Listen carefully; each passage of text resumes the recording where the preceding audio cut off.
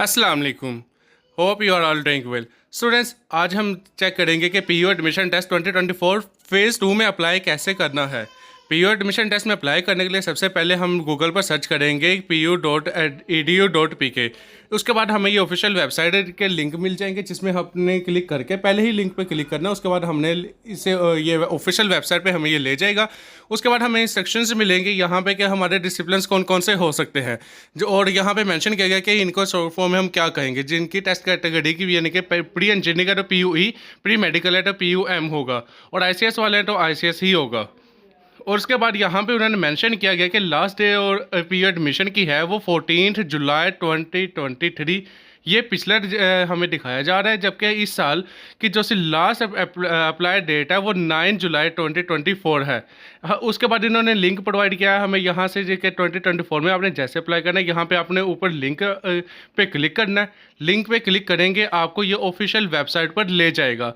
यहाँ पे देखिए हमें ऑफिशियल वेबसाइट 2024 की पे ले आया है। यहाँ पे हमने ओके पे क्लिक कर देना है, और उसके बाद हमने ऊपर इंस्ट्रक्शंस देख लेने हैं कि हमारे पास उन्होंने क्या क्या मांगा है, जैसे पर्सनल इन्फॉर्मेशन, एजुकेशन इन्फॉर्मेशन और अप्लाई होगा फाइनल सबमिशन। इसके बाद आप अपने एप्लीकेशन में कोई भी चेंजेस नहीं कर सकेंगे, और अगर आपने अप्लाई करते हुए कोई मिस्टेक कर दी तो भी आप नहीं कोई चेंज कर सकेंगे एडमिशन प्रोसेस के दौरान। और अगर आपका मेडिकल में मेरिट लिस्ट में नाम आ जाता है फिर आपको अलाउ किया जाएगा कि आप कोई भी इंफॉर्मेशन चेंज करवा लें, वो भी आपको एडमिशन ऑफिस में जाकर। यहाँ पे सबसे पहले इन्होंने हमें कहा है CNSE और बेफॉर्म नंबर दे। CNSE अगर आप 18 साल के हैं तो होगा, और बेफॉर्म जो कि आपका बेनोवलेंस सर्टिफिकेट होता है नादा की तरफ से वो दिया जाता है। उसके बाद आपने कंफर्म करना है, उसके बाद अपना नेम लिखना है, फादर का नेम, फादर CNSE लिखना है आपने याद से।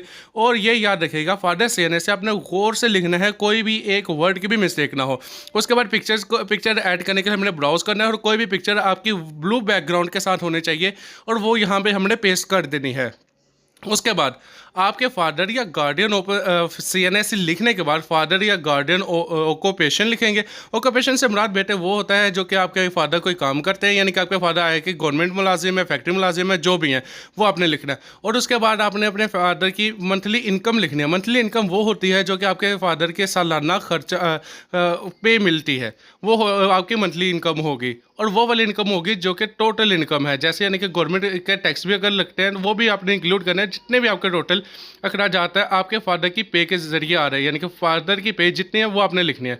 उसके बाद आपने अपना जेंडर सेलेक्ट करना है। अगर मेल्स के लिए M होगा, फीमेल्स के लिए F होगा। उसके बाद आपने अपना रिलीजन सेलेक्ट करना है, इस्लाम, क्रिश्चियनिटी, जुडाइज्म, जो भी आपका रिलीजन होगा आपने वही सेलेक्ट करना है। उसके बाद आपने हाफिज़ कुरान है तो यस का देना, और अगर हाफिज़ कुरान नहीं है तो आपने नो पे क्लिक करना है। उसके बाद सबसे अहम बात, आपने अपना ब्लड ग्रुप सेलेक्ट करना है। यहाँ पे आपका ब्लड ग्रुप क्या होगा, B positive, O negative, O positive, A positive, जो भी आपका ब्लड ग्रुप होगा वो। मैरिड स्टेटस सिंगल उन लोगों के लिए है जो कि यानी कि अभी तक अनमैरिड है, जिनका अभी शादी नहीं हुई, और मैरिड उनके लिए है जिनकी शादी हो चुकी है और वो मैरिड हो चुके हैं। उसके बाद आपने अपने फादर का मोबाइल नंबर यहाँ पे देना है, और उसके बाद गार्डियन कॉन्टैक्ट नंबर। गार्डियन वो होता है जो कि आपका सरपरस्त आला हो, यानी कि या तो आपका फादर होगा या वो होगा जो कि आपके फादर और मदर के बाद आपकी परवरिश कर रहा है। ये फील्ड मैंडेटरी, और गर्ल्स के लिए यहाँ पर फादर का जो सा नंबर है वो देना लाजमी है। यहाँ पे ऊपर क्लियरली मेंशन कर दिया गया है। उसके बाद जैसे ही आप मोबाइल नंबर एंटर करेंगे उसके बाद आपसे कॉन्टैक्ट नंबर मांगे। कॉन्टैक्ट नंबर में आप फिर दोबारा से कोई और नंबर दे सकते हैं अपने फादर का। ईमेल एड्रेस वो देना है जो कि एक्टिव हो, जिस पर आपको अगर कोई ईमेल आए भी, यानी कि स्पैम में भी आए, जहां मर्जी आए पीयू की ईमेल वहां पे आपको ईमेल शो हो जाए। उसके बाद नेशनैलिटी अगर आप पाकिस्तान से अप्लाई कर रहे हैं तो आपने पाकिस्तान सेलेक्ट करनी है, और अगर आप किसी भी फॉरेन कंट्री से अप्लाई कर रहे हैं तो आपने वही सिलेक्ट करनी है। उसके बाद प्रोविंस और डोमिसाइल, प्रोविंस सेलेक्ट करेंगे। उसके बाद डोमिसाइल डिस्ट्रिक्ट आ जाएगा। डोमिसाइल डिस्ट्रिक्ट के बाद आपने अपना एड्रेस लिखना है। एड्रेस जैसे कि अगर आप लाहौर में मॉडल टाउन से हैं मॉडल टाउन लिखेंगे, अगर आप किसी और इलाके से हैं तो कोई और लिखेंगे ये। और उसके बाद कॉपी है सेम एड्रेस, अगर आप सेम एड्रेस पे ही रह रहे हैं, अभी भी आप उसी एड्रेस पे मौजूद हैं जो कि आपने ऊपर लिखा है, तो आपने सेम को क्लिक कर देना, वरना आपने चेंज कर लेना है नीचे से। यहाँ पर हमने कोई फिल नहीं किया था, इसलिए हमें उसने कहा कि आपने अभी कोई भी एड्रेस नहीं दिया गया। पंजाब यूनिवर्सिटी के हॉस्टल लेने के लिए आपको यहाँ पे सबसे पहले इस बॉक्स को चेक करना होगा और अपना मॉर्निंग में एडमिशन सिक्योर करना होगा। अगर आप मॉर्निंग में एडमिशन सिक्योर करते हैं तो आपको हॉस्टल की फैसिलिटी दी जाएगी, वरना आपको हॉस्टल की फैसिलिटी नहीं मिलेगी। उसके बाद आपने पीयू रजिस्ट्रेशन नंबर पर तभी चेक करना है जब आप पीयू के पहले से ही स्टूडेंट है। उसके बाद अगर आप स्पेशल पर्सन है तो आपने स्पेशल पर्सन के बुक्स पे चेक करना है और वहाँ पे अपना सर्टिफिकेट इशुएंस डेट और सर्टिफिकेट एक्सपायरी डेट आपने डाल देनी है।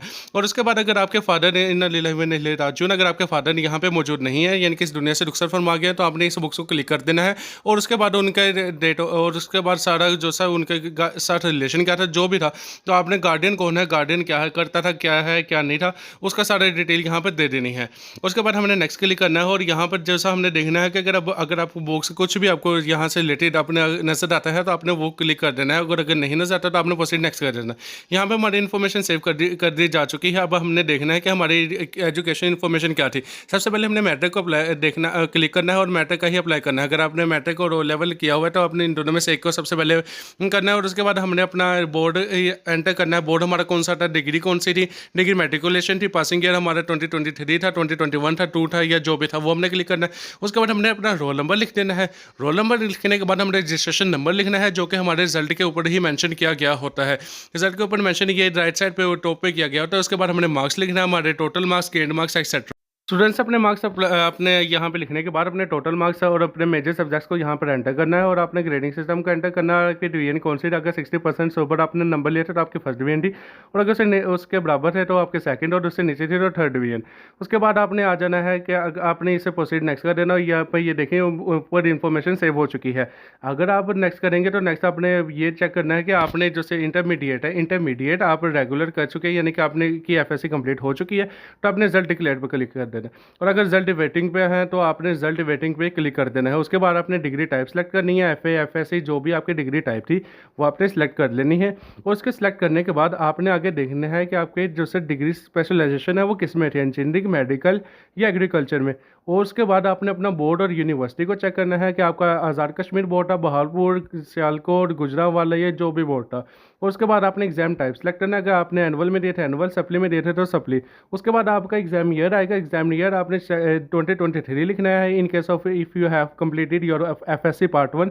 और अगर आपने पार्ट 2 कंप्लीट कर लिया है तब भी आपने 2023 ही देना है। जिस साल आपकी FSC पार्ट 1 कंप्लीट हुई है वही आपने यहाँ पे मेंशन करनी है। उसके बाद आपने roll number, registration number, marks obtain, total marks और अपनी जो सी डिवीजन है वो चेक करनी है। डिवीजन आपकी जैसे मैंने कि पहले बता दिया है कि फर्स्ट डिवीजन वो होगी जो कि 60% मार्क्स से ऊपर होगी। उसके से बाकी जो सी अगर उसके बराबर है तो सेकंड डिवीजन, उससे नीचे है तो थर्ड डिवीजन।